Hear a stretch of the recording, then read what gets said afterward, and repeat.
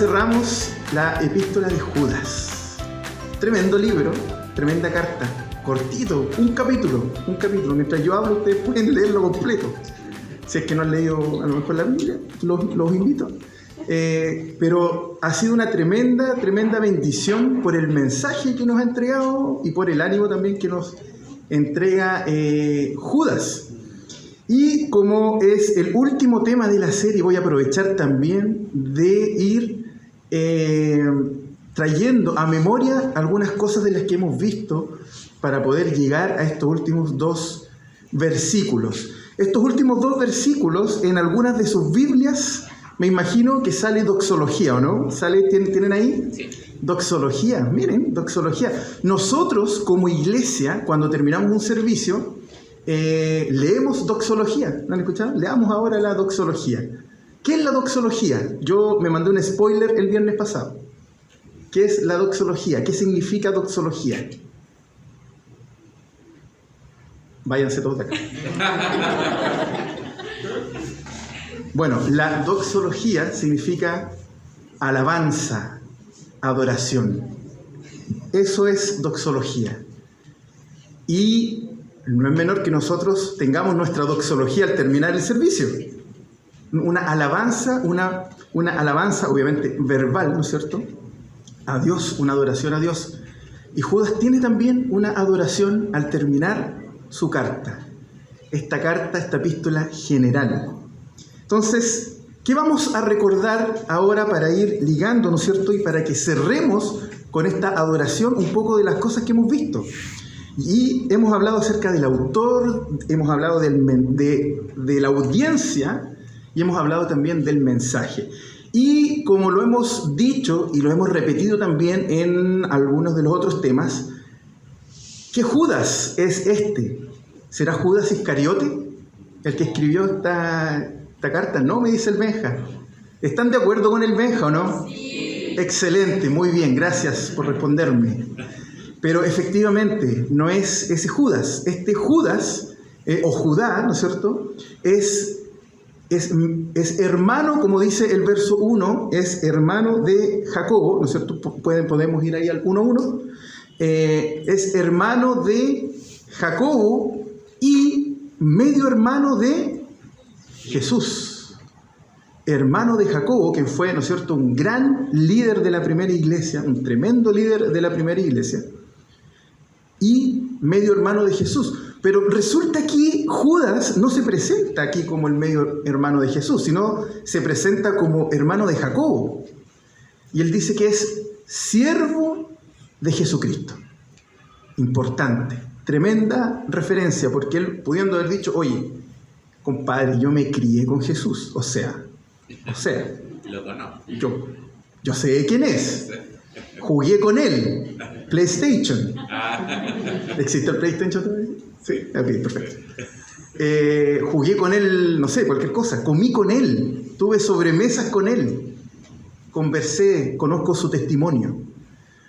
Pero él no dice que es su medio hermano, ¿no es cierto? Medio hermano porque obviamente son solamente hijos de la misma mamá. Jesús fue concebido por el Espíritu Santo. Él dice, siervo de Jesucristo.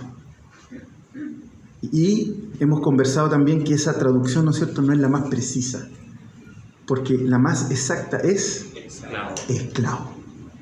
Él dice, él con el que yo me crié no es mi hermano, no, yo no me puedo llamar su medio hermano. Él es mi Señor y yo soy su esclavo. Judas da testimonio de Jesús y lo reconoce como Dios, como el Hijo de Dios, como Salvador. Y así, con ese peso teológico y significativo para nuestras vidas, él parte esta epístola, diciendo, efectivamente, yo soy hermano del líder de la iglesia Jacobo, pero yo soy siervo, yo soy esclavo de Jesucristo. Esclavo de Jesucristo. Ese es el autor. Y esta carta es conocida, ¿no es cierto?, como una epístola general. Es una epístola general ¿Por qué es una epístola general? ¿Quién se atreve? ¿Quién me ayuda? Porque no está una iglesia en particular. Porque no está dirigida, muy bien, Rafita, no está dirigida a una iglesia en particular. Nosotros podemos ver, por ejemplo, Filipenses. ¿A quién está dirigida? A Filipos, excelente. Estrellita para algunos, en la frente. No. Está dirigida, ¿no es cierto?, a Filipos. Romanos, ¿a quién estará dirigida? A Roma. No me pongan los ojos blancos. No me vean así mirando al cielo. La pregunta es tú. A los romanos. Pero esta, al igual que la epístola que escribió el hermano de Judas, ¿cuál es? Santiago. Ese era de mis tiempos. Santiago escribió también una epístola general, no tiene un destinatario específico. Judas tampoco, le escribe a la iglesia. A la iglesia. Y nosotros vimos cuál era el mensaje que Judas le escribía a la iglesia. ¿Quién se acuerda? ¿Se acuerdan o no? ¿Cuál era el mensaje? Que no cayeran en falsas doctrinas. Que no cayeran en falsas doctrinas. ¿Alguien quisiera complementar lo que dijo el Benja o están de acuerdo? La defensa de la fe. O también dicho, la defensa de la verdad. La defensa de la fe, del Evangelio mismo. Y eso lo podemos ver, por ejemplo, en el verso 3. Si van a sus Biblias, digitales o de papel, van a encontrar ahí, ¿no es cierto?, el mensaje de esta epístola, que dice, verso 3 dice: amados, por la gran solicitud que tenía de escribiros acerca de nuestra común salvación. Ahí él dice que le iba a escribir acerca de la salvación, pero luego dice: me ha sido necesario escribiros exhortándoos que contendáis ardientemente por la fe. Recuerden que la exhortación puede ser incluso una súplica, dependiendo del contexto, pero que busca en la persona que está siendo, ¿no es cierto?, exhortada, busca que tenga un cambio de actitud.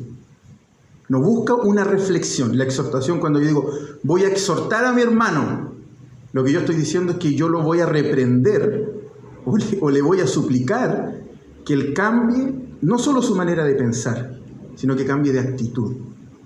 Y aquí Judas está diciendo, me es necesario escribiros exhortándoos que contendáis, que confronten, que no se hagan los locos, que confronten ardientemente, apasionadamente, ¿qué cosa? Por la fe, por la verdad. Que confronten la verdad que ha sido dada a la iglesia. Es unánime.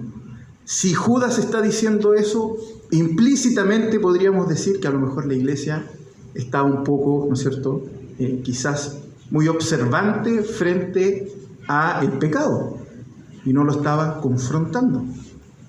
Podríamos, ¿no es cierto?, inferir eso.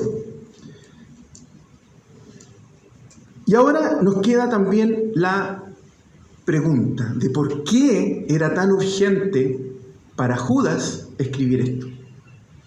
¿Por qué Judas tiene esta necesidad imperiosa de escribirle a la iglesia que defienda apasionadamente la fe? Y yo los voy a invitar a que busquen en sus Biblias Segunda de Pedro, que como les mencionamos también en más de alguna oportunidad, si quieren leer Judas, tiene que ir de la mano de Segunda de Pedro. Estos dos libros van absolutamente ligados de la mano. De hecho, son casi calcadas muchas de las conclusiones y de las exhortaciones que tienen ambas cartas. Entonces, Segunda de Pedro, capítulo 3, versículos 1 al 3. Yo parece que me equivoqué en la diapositiva, puse 1, 2, pero es al 3. Al 3, del 1 al 3. Entonces, ¿me dan un like, por favor? ¿Sí están ok? ¿Sí? Perfecto. Ok, lo leemos. Entonces, dice, verso 1, amados, esta es la segunda carta que os escribo, y en ambas despierto con exhortación vuestro limpio entendimiento. Verso 2. Para que tengáis memoria de las palabras que antes han sido dichas por los santos profetas. Advertencias, palabras que antes han sido dichas. Y del mandamiento del Señor y Salvador dado por vuestros apóstoles.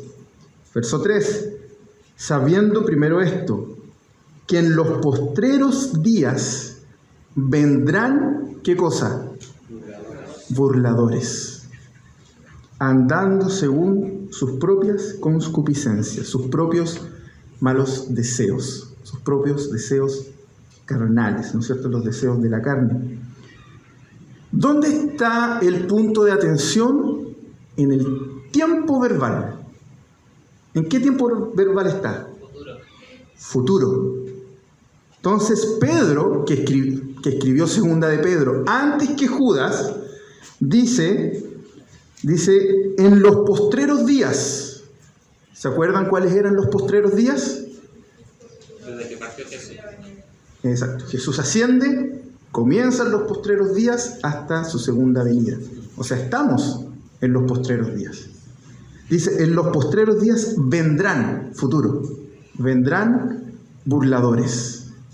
Vendrán. Una advertencia apostólica, ¿no es cierto?, de un apóstol a la iglesia.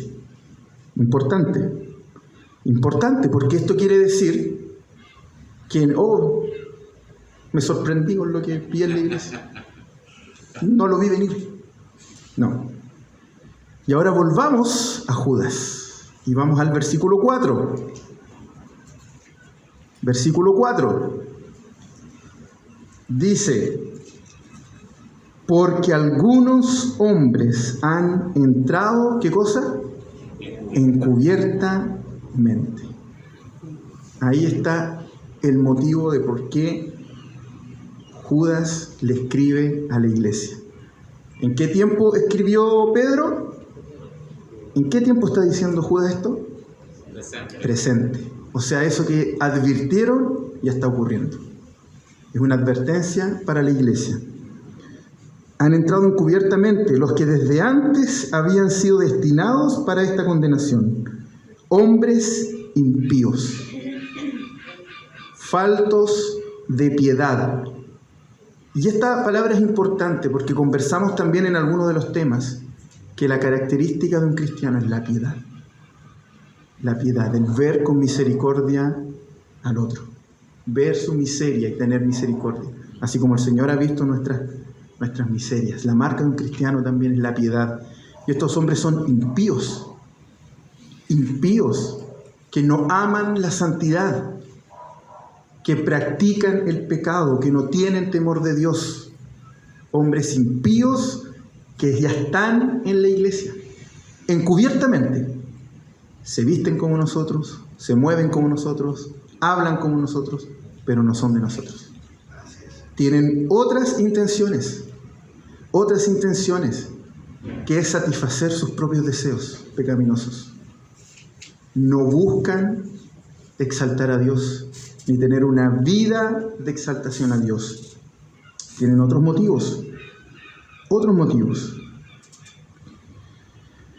Entonces, parte del mensaje también, y del mensaje que estos falsos maestros entregaban, tenía que ver con algo en particular. Que estos falsos maestros estaban enseñando que un creyente podía tener una vida inmoral gracias al sacrificio de Jesucristo. Esa era la enseñanza que ellos estaban teniendo. Que no importaba la manera en que yo vivía, porque la gracia del Señor cubría todo, absolutamente todo. Y esa era una enseñanza que ellos estaban permeando en la iglesia. Que no importaba cómo yo manejaba mis finanzas, que no importaba cómo yo me relacionaba con mi familia, que no importaba cómo yo estaba llevando mi vida sexual, que no importaba nada cómo yo me comportaba en mi trabajo, que nada importaba, que yo tenía que disfrutar de los placeres de esta tierra, porque la gracia de Jesucristo alcanzaba. Judas le llama también los sensuales, ¿no es cierto? Y hacía una comparación y decía que estos sensuales son aquellos que no tienen el Espíritu de Dios, no son espirituales, no les interesan las cosas espirituales, tratan de sacar provecho apenas pueden. Y él da esta advertencia a la iglesia porque ya está acá, la amenaza ya está metida en la iglesia, y él dice: confronten, defiendan la verdad, defiendan la fe, no hagan oídos sordos. Si ven que esto está ocurriendo, vayan y no dejen como que nada ha pasado. Cuiden su santidad, cuiden la santidad de la iglesia, cuiden al pueblo de Dios, cuiden la iglesia. Todos nosotros tenemos esa responsabilidad de cuidar nuestras vidas y vivir en santidad diligentemente. Nosotros no somos santurrones, no somos hipócritas. Somos pecadores arrepentidos y limpiados por la sangre de Jesucristo. Lo que significa que cuando nos vemos tentados y cuando hemos pecado, vamos en arrepentimiento genuino al Señor y buscamos enmendar, ¿no es cierto?, el daño provocado por nuestro pecado. Si hemos mentido, vamos y lo confesamos. Si hemos robado, vamos y reponemos eso. Tratamos de llevar vidas santas que agraden a Dios. Porque un cristiano, ante la gracia del Señor, responde con obediencia. Porque el marco general de la adoración es la obediencia. La obediencia. Yo no saco absolutamente nada con levantar mis manos y cantar una canción hermosa al Señor, si al terminar esa canción mi vida no obedece a Dios. Corazones arrepentidos, que sigan a Jesucristo, que quieran vivir en santidad. Jóvenes adultos que cuando lleguen a sus trabajos sean ejemplo, puedan ser personas de confianza, que las otras personas puedan ir y puedan encontrar el Evangelio, que podamos ser ejemplo también hasta ante una sociedad que también demanda de una iglesia frente a muchas interrogantes que hay instaladas hoy día en la sociedad. Eso es lo que el Señor pide, y eso es en respuesta a su amor, es en respuesta a la gracia de Jesucristo. Vamos a los versos 20 al 23. Del 20 al 23. Y el verso 20 de Judas, ¿con qué frase parte?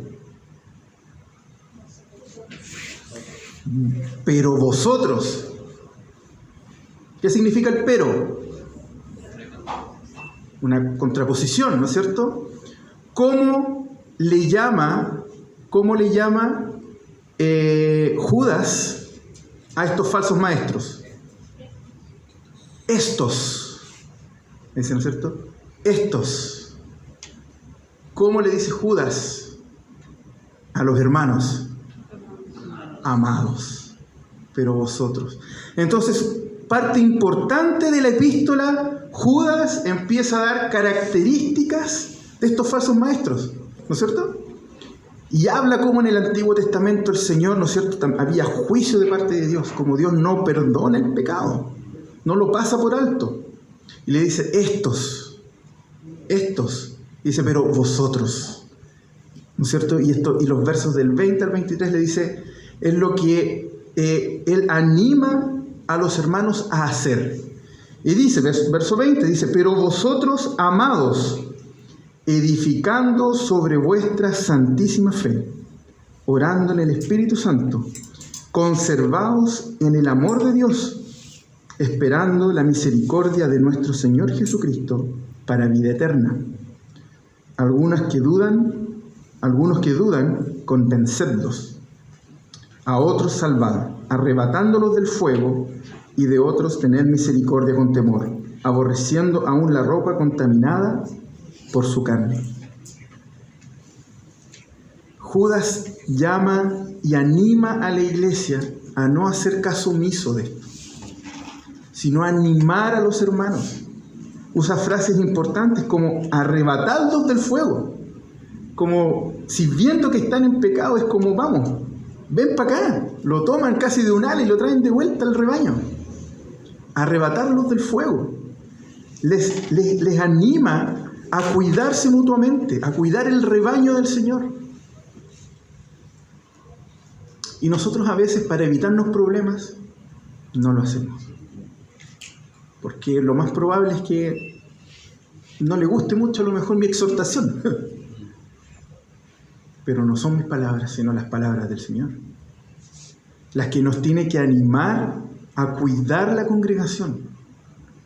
Que significa confrontar en amor. Buscar el arrepentimiento.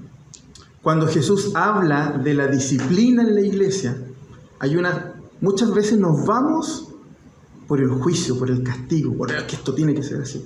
Y se nos olvida una frase importante que Jesús dice, que es ganar al hermano, es traerlo de vuelta.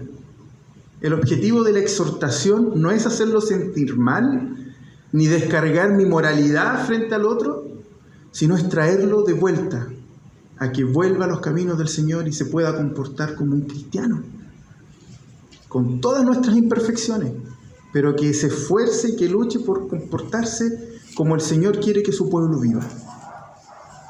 Y el ánimo es ese.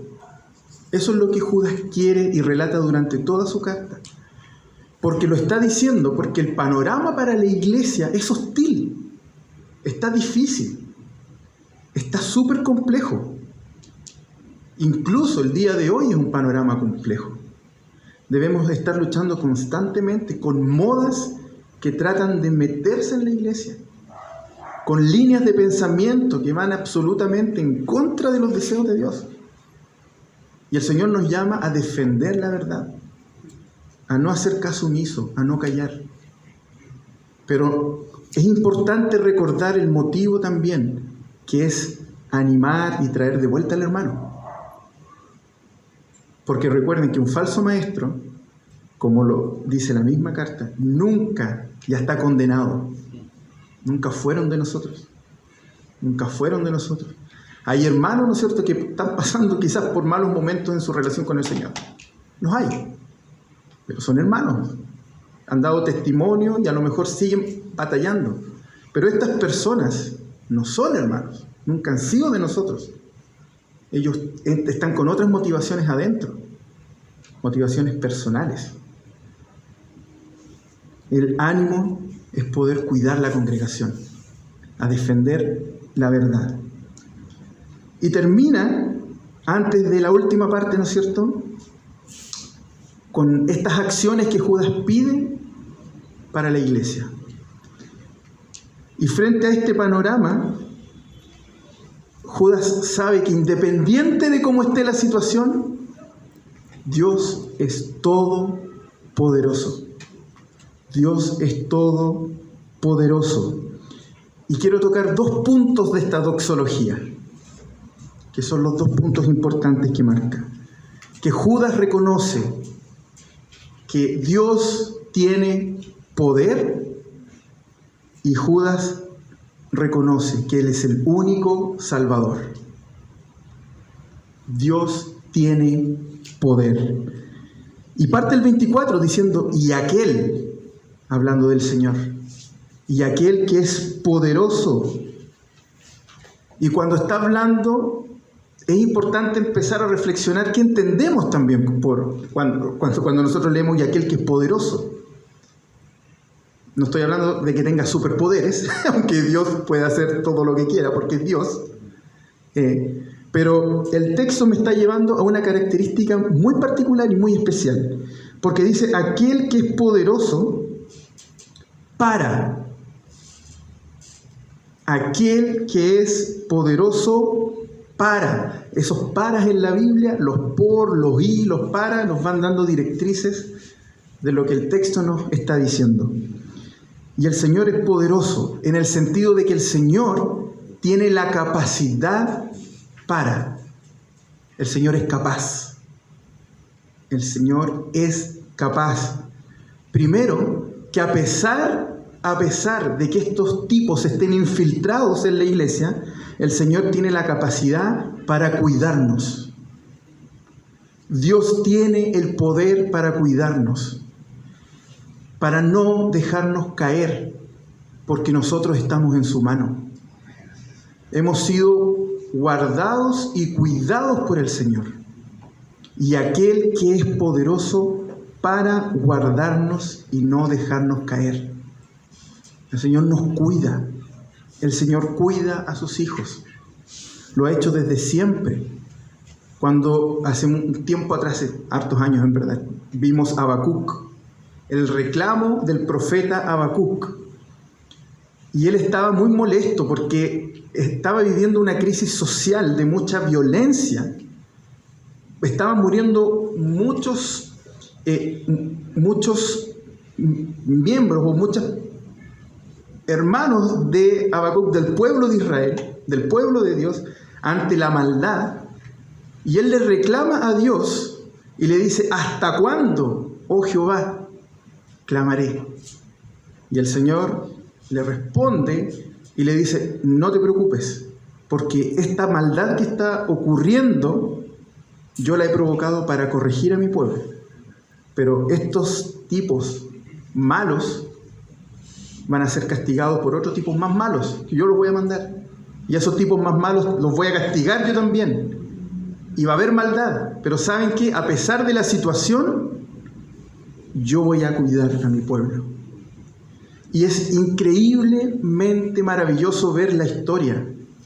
Cómo han pasado los imperios, babilonio, medo-persa, romano, ¿sí?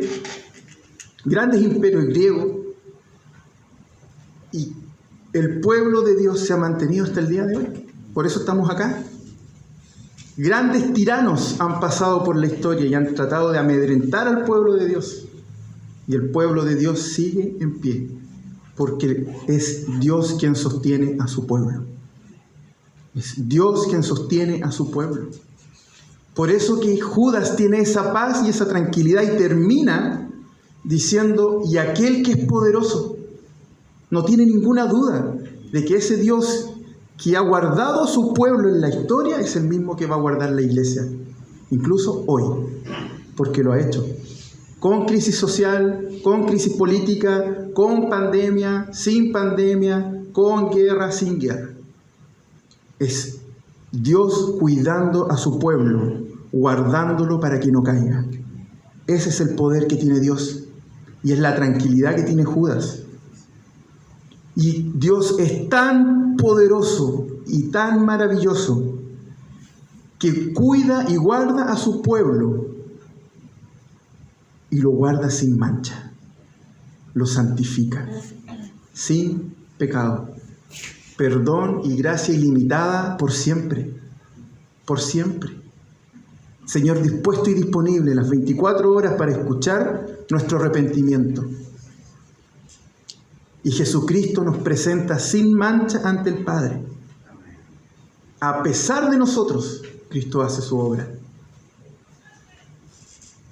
Y nos presenta delante de Dios como, delante de su gloria, ¿con qué? ¿Con tristeza? Con alegría. Fíjense el contraste y lo maravilloso de terminar con una doxología, con una alabanza. Él está dando gracias a Dios por su poder. Está reconociendo que a pesar de todo, Dios es poderoso para seguir cuidando y prevaleciendo su iglesia y para seguir manteniéndola sin mancha, con alegría, con alegría. Y esto nos debería hacer pensar, chiquillos, porque a veces nos cuesta darle las gracias a Dios cuando las cosas están mal. Nos cuesta ver a un Dios poderoso cuando las cosas no salen como yo quiero. Cuando me echaron de la pega, cuando no tengo dónde ir, cuando bajan las lucas, cuando tengo problemas sentimentales, cuando tengo problemas con la familia, con mis empleadores, cuando no hallo, ¿no es cierto?, un rumbo. Cuesta darle la gloria al Señor. Cuesta decir: y aquel que es poderoso. Se nos olvida que el Señor ha prevalecido a su iglesia. De grandes civilizaciones, chiquillos, han caído. Que uno puede decir, ¿cómo va a caer este imperio? Y han caído. Y su iglesia, sin ningún armamento más que la fidelidad de nuestro Dios, ha prevalecido. Y prevalece hasta el día de hoy. Y Dios no nos desampara. Porque si nos vamos hoy, si dejamos esta tierra hoy día, vamos a estar con Cristo. Y si nos mantenemos en esta tierra, es para su gloria. Es para darle toda la gloria y toda la honra a Dios. Y mantener esa certeza y esa seguridad de que Dios es poderoso para cuidarme y guardarme y presentarme sin mancha delante del Padre. Ese es nuestro Jesucristo, ese es nuestro Dios, ese es nuestro Señor. Y ese es el primer punto que marca Judas. Marca el poder del Señor. Y el verso 25 dice, al único y sabio Dios, nuestro Salvador, sea gloria y majestad, imperio y potencia, y ahora y por todos los siglos. Amén. ¿Qué destaca? ¿Cuál es el primer punto que destaca Judas? El que vimos recién. El poder de Dios. Dios poderoso, que guarda, que cuida. ¿Y qué está destacando ahora Judas en este segundo punto? Su sabiduría, que es único y que es nuestro Salvador, que nos salva. El Señor nos salva y nos libera de el sufrimiento eterno que tenemos de una vida sin Cristo. Fíjense cómo Judas une la salvación con la repetición en el texto de que estos no son salvos. Y nos mostró, y lo vimos, y lo revisamos, de cómo en el Antiguo Testamento el Señor castigó la maldad. Él liberó al pueblo de Israel y los llevó a un lugar para que inspeccionaran y vieran cómo Él cumplía su promesa, y el lugar que les había dicho que iban a tener estaba dispuesto para ellos. 12 espías, como sale en el texto, ¿no es cierto?, fueron, y 10 dudaron. Y empezaron a murmurar en contra del Señor, y esa murmuración permeó en el pueblo. ¿Y qué hizo Dios? Tenía que castigar el pecado. Tenía que corregir ese pecado.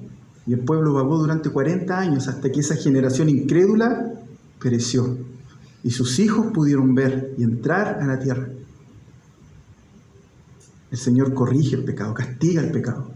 Hay juicio sobre el pecado y los pecadores. Sodoma y Gomorra es exactamente lo mismo. Una decadencia moral terrible, terrible.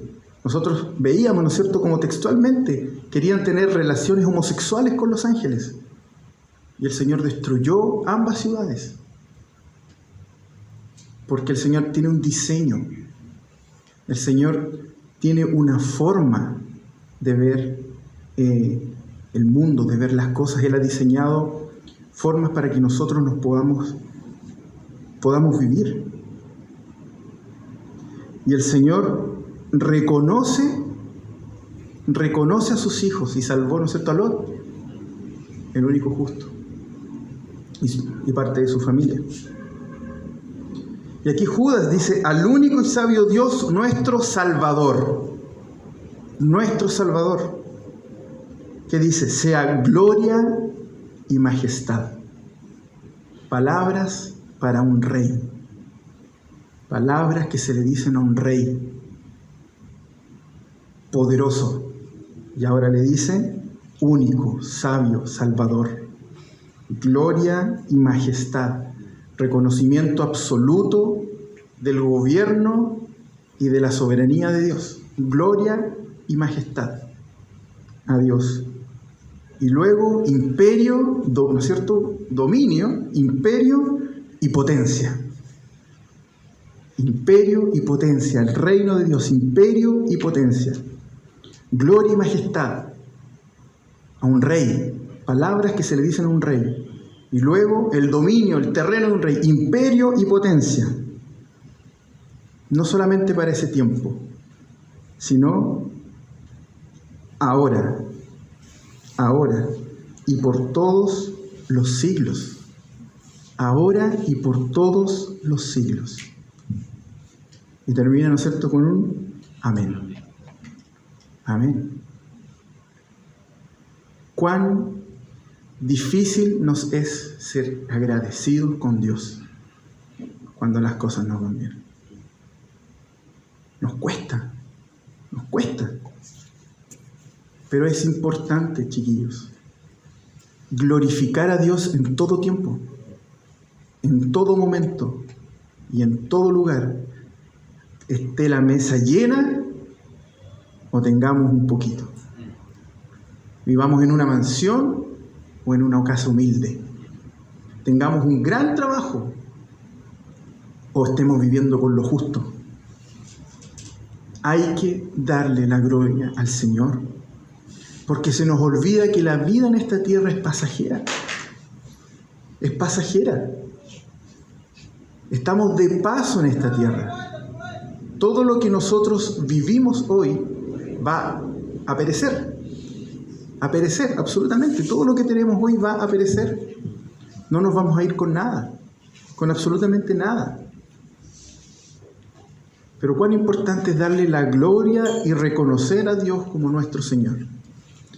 Porque, ¿qué pasa si nosotros solamente le damos la gloria al Señor cuando las cosas van bien? Debemos observar esos pensamientos que pasan por nosotros, porque podríamos estar tendiendo, ¿no es cierto?, a ver a Dios como un puente para conseguir cosas, como un medio para conseguir cosas. No, yo le doy la gloria al Señor cuando no tengo problemas en mi casa. Ahí yo glorifico al Señor. No, cuando las cosas van bien en mi pega, gloria al Señor. Ahí sí. Pero ¿y cuando las cosas no van bien? El Señor nos dice que Él estará con nosotros todos los días, hasta el fin del mundo. Es una tremenda promesa. Yo no sé, chiquillos, si logro transmitirles la tremenda promesa que el Señor nos hace. Que Él estará con nosotros todos los días hasta el fin del mundo. Y resulta que prendemos la tele y vemos la inflación. No, es que va a subir todo. ¡Ay! Empezamos a entrar en pánico. Yo no estoy diciendo con esto que uno no tenga que tomar ciertas acciones y ciertas decisiones. Obviamente el Señor nos ha dado sabiduría, pero mi confianza no está en lo que tengo, lo que no tengo. Mi confianza está en ese Dios que ha sostenido a su iglesia por más de 2000 años. Han intentado callar a la iglesia durante mucho tiempo y lo siguen intentando. Nosotros somos unos privilegiados, pero vayan a Nigeria y vean cómo entran a las iglesias y acribillan a todos nuestros hermanos. Y el Señor sigue sosteniendo su iglesia en esos lugares. Es importante volver al Señor y ser agradecido. Y prendemos la tele o entramos a internet y vemos, no, la sequía. No, nos vamos a ir a la vez. La sequía, y no, es que ¿qué es lo que vamos a hacer? No, empecemos a comprar tierra en la Antártica porque ahí siempre hay agüita. No estoy diciendo con esto que no haya que tomar decisiones. Si uno tiene que ahorrar, ¿no es cierto? Tiene que tomar conciencia, ser más sabio con los recursos que tenemos. No nos bañemos los pies. Exactamente. Báñense cada 2 semanas. Lo que estoy diciendo es que no podemos entrar en pánico, porque es el Señor el que sostiene a su iglesia. Es el Señor sosteniendo a su iglesia.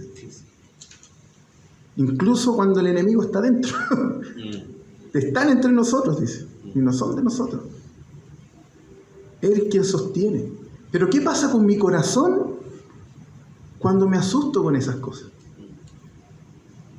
¿Qué pasa con mi corazón cuando empiezo a poner mi confianza en la cuenta corriente? Estoy sin pega y empiezo a ver que empieza a bajar, que ese número se empieza a hacer más chico. ¿Dónde pongo mi confianza? ¿En aquel que es poderoso para guardarme o en lo que yo pueda hacer? Y no solamente en ese plano, porque ¿qué pasa en el plano espiritual? ¿Qué pasa en el plano espiritual? ¿Qué pasa con nuestros pecados? ¿Qué pasa con nuestra vida en santidad? A lo mejor estoy batallando con un pecado, efectivamente. No puedo dejar de tener esos pensamientos. Me tiento a ver cosas que no debería ver o a hacer cosas que no debería hacer. ¿Lo tengo normalizado? ¿No lo tengo normalizado? El Señor nos ha dado una iglesia. El Señor nos ha dado su palabra. Nos ha dado oración, nos ha dado herramientas para poder batallar. Porque Él ha prometido guardarnos y cuidarnos. Y a veces pensamos que estamos solos. Y que las cosas que nos pasan, no, esto me pasa a mí nomás. Soy un caso de estudio. No estamos solos. No estamos solos. Las cosas que pasan dentro de una relación matrimonial, lo más probable es que ya le haya pasado otro matrimonio. Júntense con matrimonios dentro de la iglesia y compartan. Y estudien, vayan a la Biblia juntos, estudien juntos la palabra. Porque nuestros matrimonios no están perdidos si están en crisis. Porque está el Señor. Es un ánimo a buscar. Si la soltería nos tiene agobiados, porque está esa idea quizás de que una persona me va a dar lo que necesito, es porque necesitamos acercarnos a Cristo. Y necesitamos acercarnos quizás a solteros maduros en la fe que me ayuden también y que podamos ir caminando juntos. Debemos cuidar nuestra santidad, pero debemos oír también la palabra del Señor, como lo dice Judas. No hacer oídos sordos, confrontarnos, exhortarnos mutuamente, pero por sobre todo reconocer que tenemos un Dios poderoso, único, soberano, majestuoso. Para terminar esta serie, yo les animo a que relean, ¿no es cierto?, esta carta que es cortita, pero cuando uno se empieza a detener en los detalles es bastante profunda. Nos pudimos haber detenido mucho más, pero no lo vamos a hacer. Nos vamos a quedar hasta acá. Yo les invito a que la sigan leyendo, a que la sigan masticando, reflexionando y orando. Y no nos podemos ir sin responder dos preguntas importantes. Dos preguntas importantes que yo creo que ya tendríamos que haber respondido, ¿no es cierto? Antes que los zancudos nos hagan chupete. ¿Cuál era el propósito de Judas para escribirle a la iglesia? Advertirles. ¿Cuál es el propósito hoy que tiene el Señor con nosotros?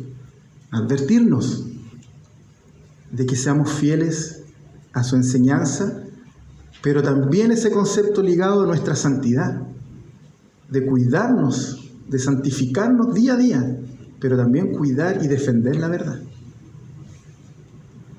Ese es el propósito. Pero también Judas busca algo de la iglesia. Busca que haga algo.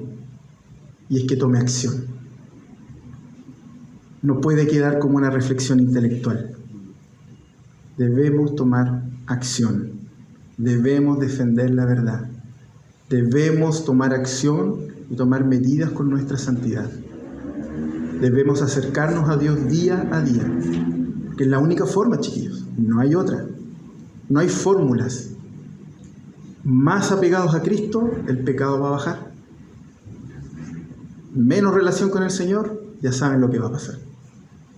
No hay fórmulas. No hay fórmulas. Pero eso quiere el autor de esta carta. Que recordemos lo que el Señor quiere de nosotros. Oremos. Señor, te damos gracias por todos estos viernes que tú has permitido, Señor, que nosotros podamos estudiar esta carta. Te damos gracias, Señor, porque una carta tan cortita, que incluso podría pasar desapercibida por nosotros, tiene una riqueza tan grande para nuestras vidas. Te damos gracias, Señor, por permitirnos poder leer tu palabra. Ayúdanos, Señor, porque te necesitamos. Ayúdanos a ser diligentes y esforzados, Señor, con nuestras lecturas bíblicas, con nuestros devocionales diarios. Ayúdanos, Señor, porque son tan importantes, son un beneficio para nuestras vidas. No está mal, Señor, disfrutar de otras cosas, pero cuando esas cosas que disfrutamos, películas, series, deportes, hobbies, en fin, empiezan a tomar el lugar que te corresponde a ti, debemos poner ojo. Ayúdanos a mantenernos en oración, a velar, a estar pendientes, Señor. Te necesitamos. Y por sobre todo lo que hoy día veíamos, Señor, que independiente de las circunstancias, tú guardas tu iglesia, porque tú eres poderoso y nos cuidas y nos proteges y nos tienes sobre la palma de tu mano, Señor, cuidándonos. Te damos toda la gloria y toda la honra a ti. En el nombre de Jesús. Amén.